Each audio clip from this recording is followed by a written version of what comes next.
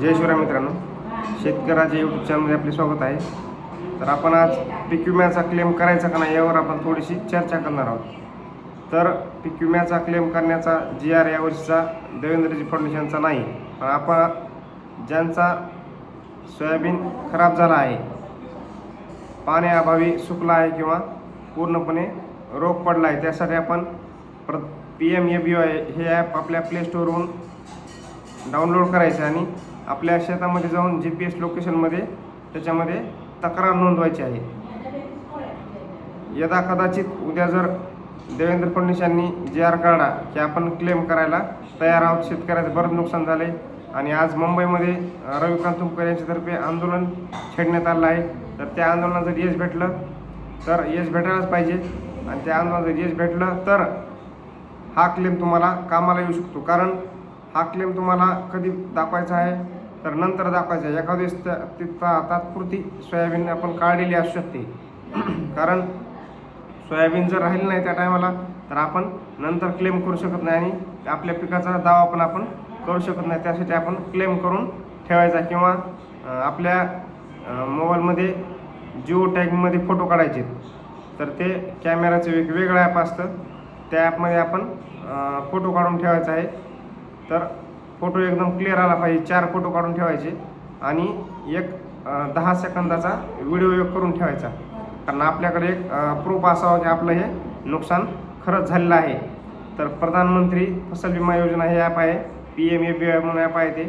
त्या ॲपमध्ये जाऊन तुम्ही जशी पहिली तक्रार करत होता तशी एक तक्रार करायची आहे आणि 4 फोटो घेऊन एक 10 सेकंदाचा व्हिडिओ एक अपलोड करायचा आहे.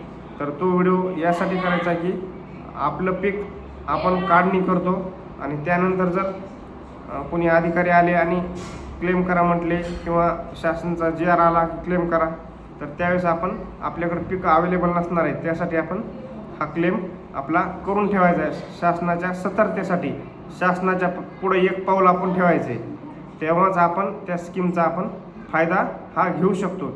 कारण शासनाच्या पुढं कसं राहायचं की शासन कोणत्या वेळी कोणतेही शासन निर्णय काढू शकतो.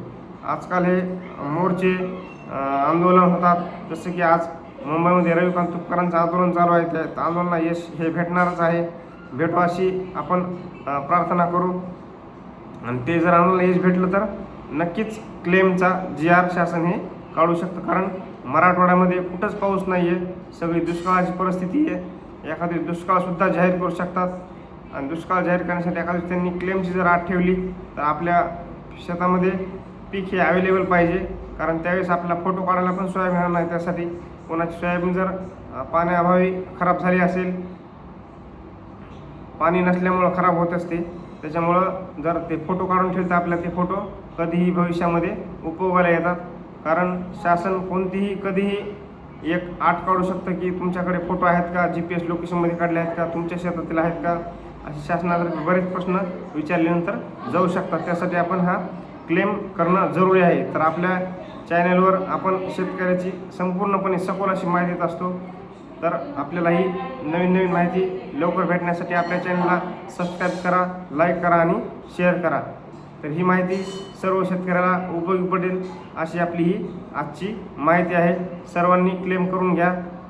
पुन्हा जर आणि पीक पाहणीसुद्धा करून घ्या. कारण पीक पाहणी ज्या शेतकऱ्यांनी पीक विमा भरलेला आहे त्यांनी तर 100% करावी न चुकता, आणि ज्यांनी पीक विमा भरलेला नाही त्यांनी पण करून घ्यावी.